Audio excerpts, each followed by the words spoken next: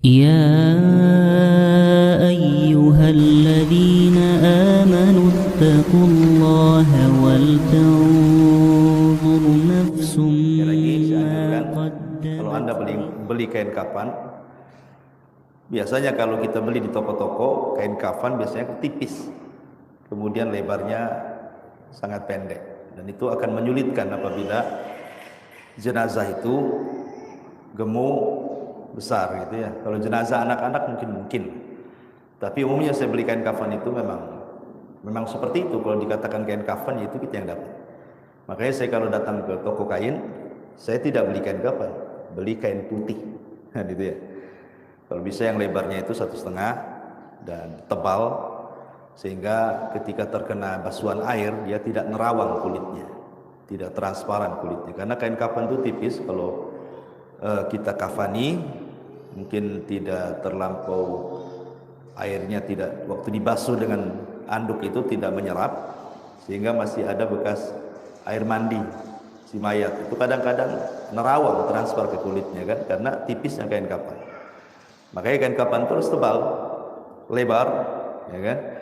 Nah, makanya siasati saja kalau beli kain ke toko kain, bilang aja kain putih gitu ya. Ini satu kain kafan. Yang kedua kapas, ya, kapas ini juga penting. Kemudian yang ketiga kapur barus yang sudah ditumbuk halus atau tumbuk sendiri. Kemudian yang keempat minyak wangi, ya, minyak wangi atau yang semacamnya untuk wangian. Nah, itu yang diperlukan ketika mengkafani mayat. Ya, gunting itu sudah jelas, ya kan.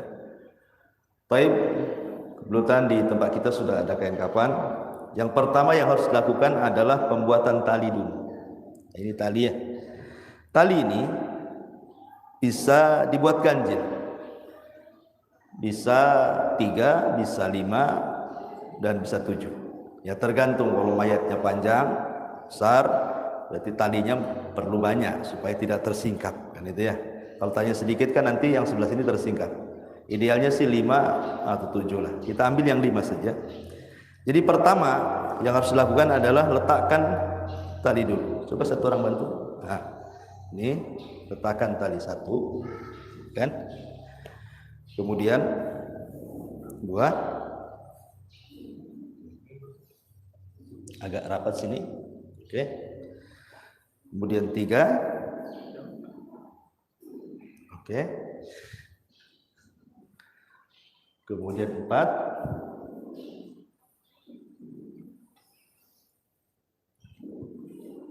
5, ya.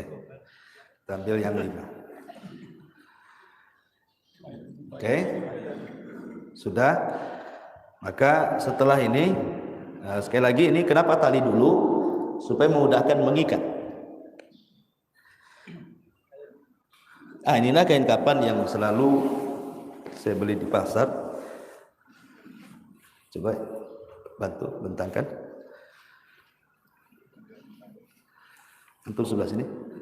Nah, lihat kain kafannya, kain enak, tebal, kemudian lebar. Nah, letakkan seperti ini. Nah, ini helaian yang pertama. Helaian yang pertama. Jadi kita pertama ini sediakan kapur barus. Ya, kapur barus yang sudah ditumbuk dengan tumbukan yang halus. Kemudian minyak wangi, ya. Kasih minyak wangi, kita tabur kapur barusnya. Kemudian kita letakkan minyak wanginya. Minyak wanginya letakkan. Dan tidak mengapa diletakkan ke jasad si mayat. Kalau banyak minyak wanginya, kasih aja banyak-banyak mayat tuh.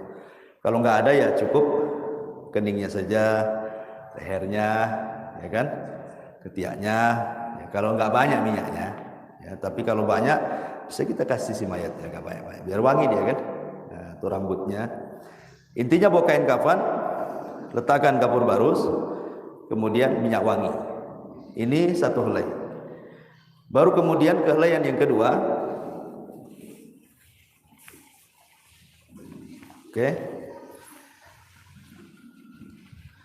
Kalau seandainya kain kafannya qadarullah memang agak tidak lebar, Maka jangan ditaruh seperti ini. Kalau ini kan lebar enak nih, kita bisa naruh, tapi agak sedikit ke seperti ini, biar menjadi lebar ya. Kalau qadarullah kain kafannya tipis ataupun kurang lebar, maka dibuat kayak gini caranya. Tapi kalau lebar ini bisa ditumpuk, ya nggak masalah. Ini juga layan yang kedua sama, kasih kapur barus, kasih yang biasa. Nah, kasih kapur barus kemudian minyak wangi sama juga. Ya. Nah, baru yang terakhir, nah taruh tengah ya. Nah, inilah kain kafan aslinya kan, tengok tipis. Nah, kemudian kurang lebar, jadi susah kita mau ini. Taruh tengah. Nah, seperti ini. Sama dikasih minyak wangi dan kapur barus yang sangat halus, baru kapas. Ini kapasnya. Nah, ini kapas. Kapas ini gunanya untuk diletakkan di bawah dubur, dibuat macam supaya ya qadarullah kalau seandainya ada yang keluar atau apa kan, maka dia tidak langsung menyentuh kain kafan. Dia akan ke sini dulu kan, ke ini. Jadi intinya nanti kotor pula maksudnya. Ini terbang kemana? Intinya bahwa kapas ini saya tunjukkan aja. Gunakan untuk alas ini ya, pantat si mayat ya. Jadi digunakan untuk alas pantat si mayat. Yaitu gunanya bisa juga nanti agak lebar, nanti ditekuk untuk menutupi dakar dia ya, kemaluan depannya. Jadi untuk menghalangi dubur, nanti kalau sudah dibentangkan bisa kita lipat ke depan. Jadi dia bisa nutup dubur, bisa nutup kubul. Makanya agak lebar kapasnya ya. Nah, kemudian digunakan untuk alas ini juga leher. Ya kalau mau kain kapasnya banyak, alhamdulillah. Kalau banyak sekali bentangan aja. Kalau kapasnya banyak ya. Ya kalau kapasnya kan kadang kita nggak banyak kan. Kalau nggak banyak ya untuk itu aja lah, dubur saja ya. Kemudian untuk leher saja. Nanti dulu, ini kan masih teori dulu. Nah, baru setelah ini baru tafadhol sini. Iya.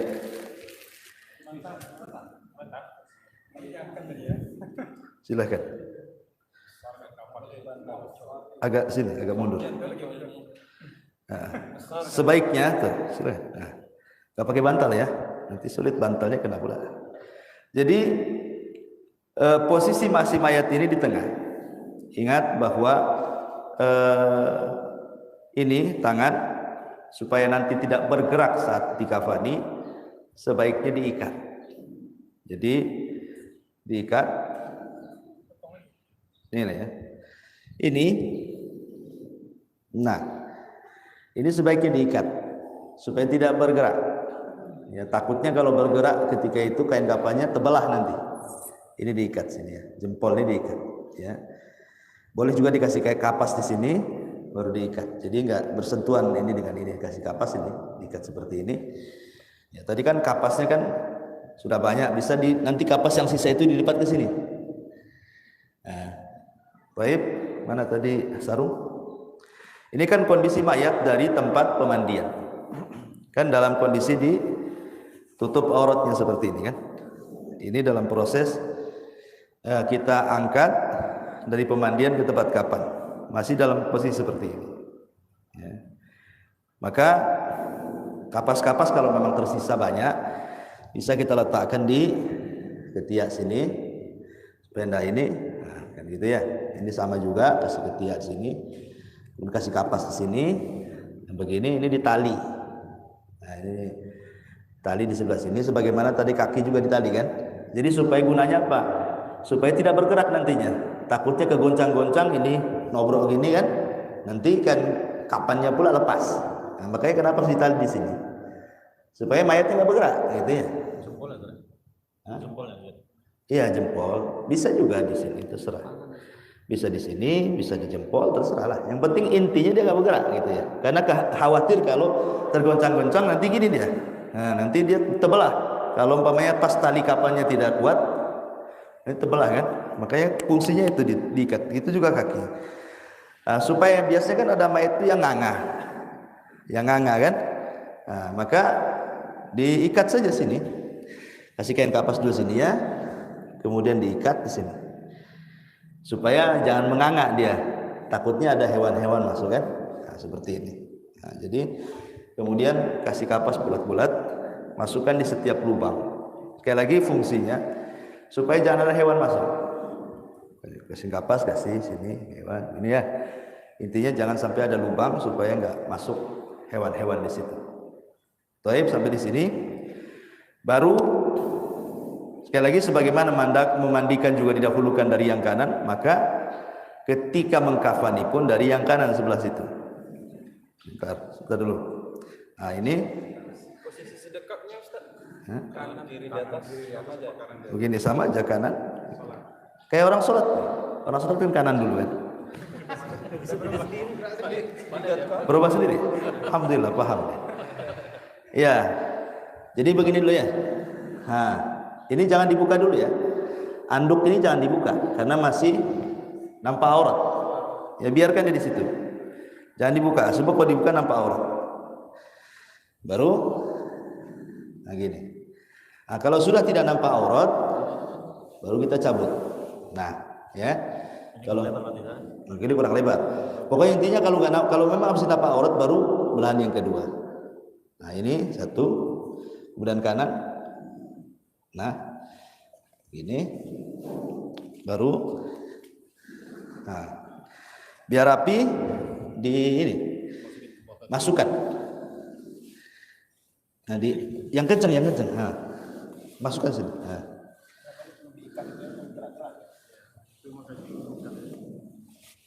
Oke, biar rapi gitu kan. Nah, itu bantu. Oke, nggak usah di sini dulu, karena nanti kepalanya ini. Nah, udah biarin aja kepalanya.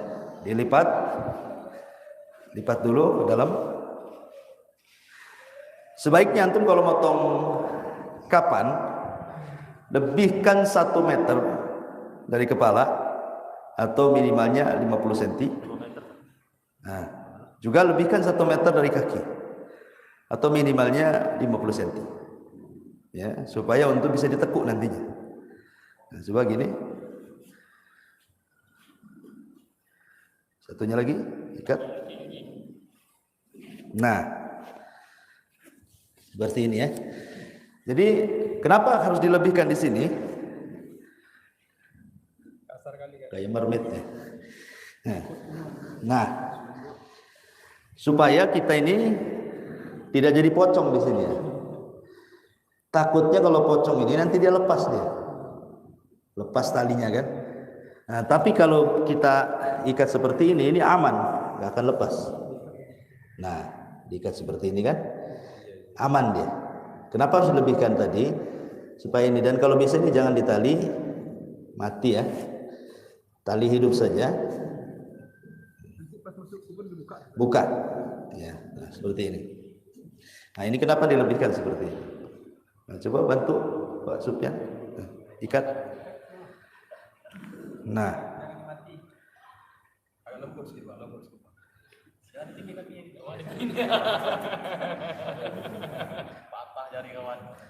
nah, jangan ditali mati. Yang penting talinya tidak lepas. Nah, bisa di samping.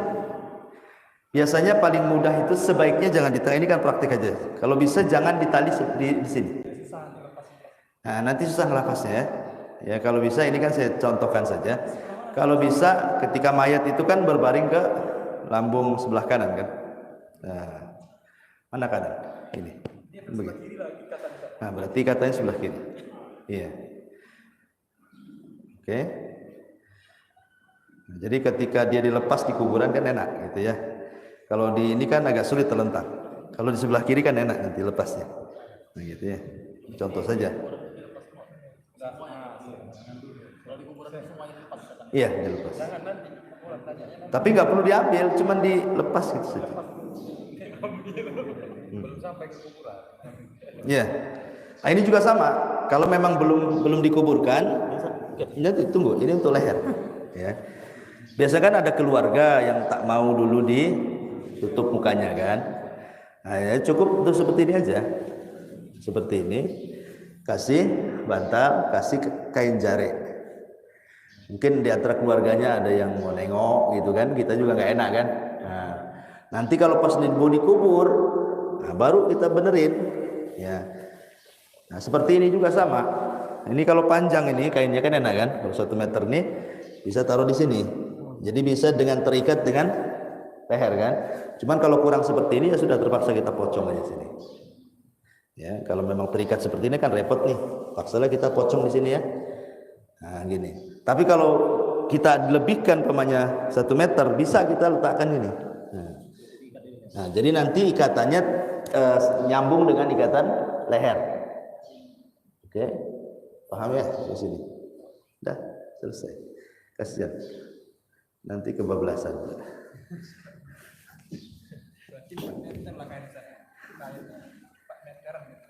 Ya makanya kan sebelum memotong, antum ukur dulu mayatnya. Ya, kayak Pak Sufyan mau buat jendela kan diukur dulu.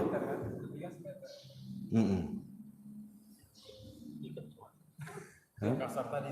Kalau sering kita Di sini. Enggak lah, enggak ada yang mati katanya. Oke.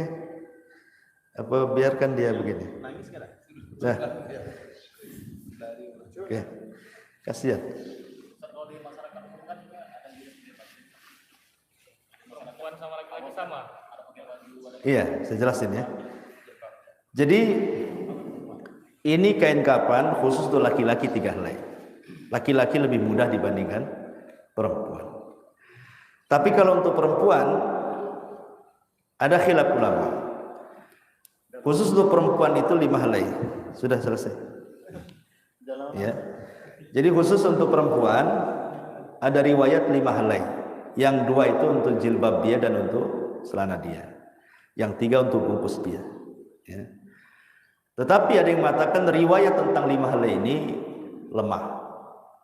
Salah satunya yang mengatakan seperti Syekh Utsaimin. Sehingga kafan laki-laki sama dengan kafan perempuan 3 helai.